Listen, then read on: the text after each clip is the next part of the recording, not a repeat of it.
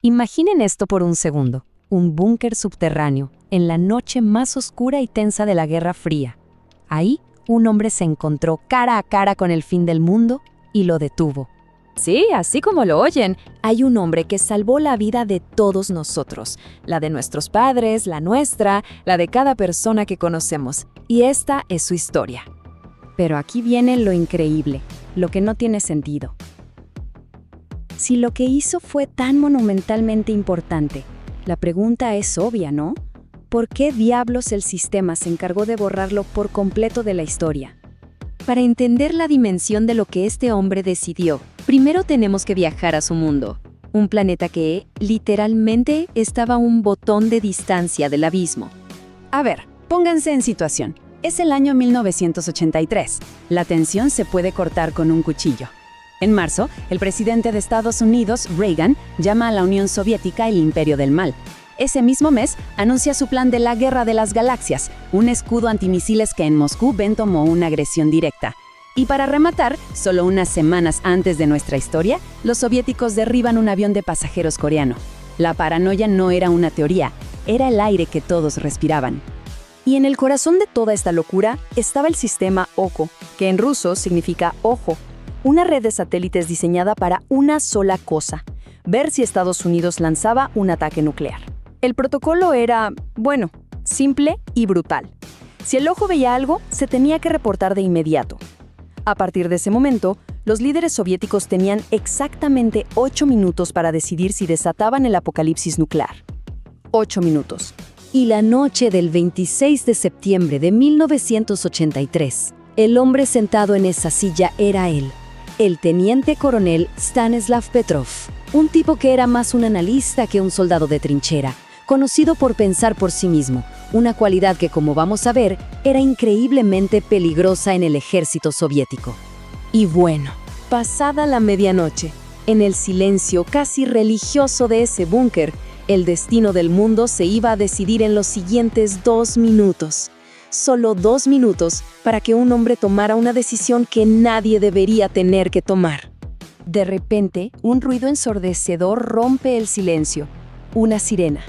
En la pantalla principal, una palabra parpadea en un rojo intenso. Lanzamiento. El sistema OKO acaba de detectar un misil intercontinental que viene directo hacia la Unión Soviética.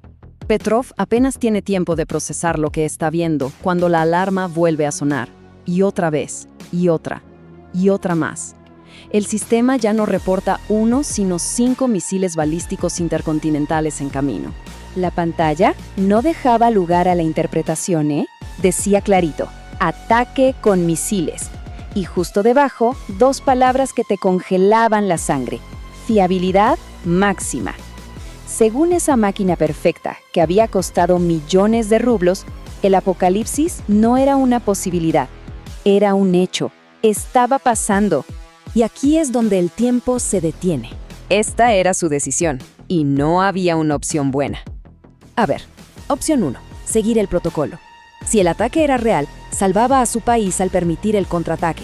Pero si la alarma era falsa, acababa de iniciar la Tercera Guerra Mundial. Opción 2, ignorar el protocolo. Si la alarma era falsa, acababa de salvar al mundo. Pero si era real, acababa de condenar a su país a ser borrado del mapa. Se equivocara como se equivocara, el resultado era el mismo: el fin de todo. Pero en medio de un pánico que habría paralizado a cualquiera, Petrov no se quebró. Usó la cabeza con una frialdad casi sobrehumana. Primero, la lógica. Un primer ataque nuclear de verdad no usaría 5 misiles, usaría cientos. No tenía ningún sentido estratégico. Segundo, él conocía el sistema. Sabía que el ojo era nuevo, que ya había tenido fallas. Y tercero, y más importante, la verificación. Los radares en tierra, que eran el sistema de respaldo, no veían absolutamente nada. Silencio total. Así que agarró el teléfono, con sus superiores al otro lado de la línea, esperando su confirmación para desatar el infierno. Petrov pronunció las palabras que nos salvaron a todos. Reportó que era una falla del sistema.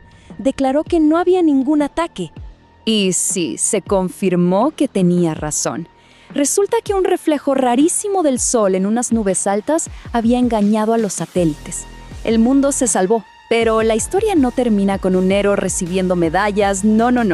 Termina con algo mucho más absurdo, mucho más real. Su recompensa por haber evitado el fin de la civilización no fue un ascenso, ni un premio. Fue un documento oficial que lo reprendía. La razón oficial, que no había llenado correctamente el papeleo durante la crisis. De no creerse. ¿Pero por qué? O sea, ¿por qué castigar al tipo que lo salvó? Pues la respuesta es muy incómoda para cualquier sistema. Reconocer que Petrov tenía razón significaba admitir que su tecnología carísima y perfecta no servía. Demostraba que el juicio de un solo hombre era más importante que todo el protocolo militar. Y para el sistema soviético, esa idea era mucho más peligrosa que un casi apocalipsis. Pasaron décadas hasta que su historia se filtró, casi por accidente. Y claro, el resto del mundo sí que lo reconoció. Le dieron premios en las Naciones Unidas, en Alemania, pero como ven aquí, el reconocimiento oficial de su propio país siguió siendo un cero absoluto. Para Rusia, oficialmente, esta noche nunca pasó. Y sin embargo, él cargó con el peso de esa noche por el resto de su vida. Como él mismo dijo una vez, lo que me mantiene despierto no es lo que hice, es pensar en lo que habría pasado si no lo hubiera hecho. Imaginen llevar esa carga. Stanislav Petrov murió en el 2017. Tenía 77 años. Murió solo, en un pequeño apartamento, prácticamente olvidado por el mismo mundo al que, sin que nadie lo supiera, le había regalado su propia existencia. Si esta historia te impactó, suscríbete a Ronin Historia. Aquí contamos la historia como debe ser, sin filtros, sin rodeos y sin que el sistema te diga qué es lo que tienes que recordar. Dale like si crees que Petrov merece ser recordado y cuéntanos en los comentarios qué otra historia olvidada quieres que contemos.